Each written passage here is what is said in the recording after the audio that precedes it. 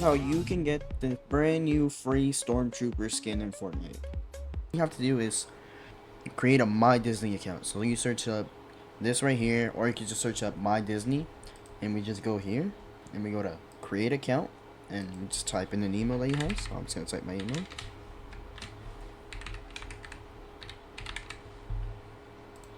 I'm gonna hit continue. I'm gonna fill out all this out.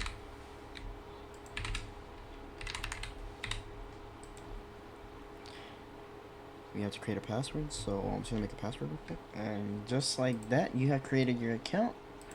So now we go here, we go to Epic Games. We go up here, we go to account. We scroll down to app accounts, and we go to my Disney account. We click connect. We want to connect this account. We'll just type in our email real quick.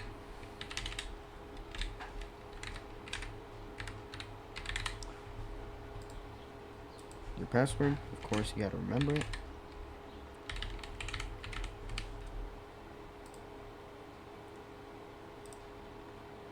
And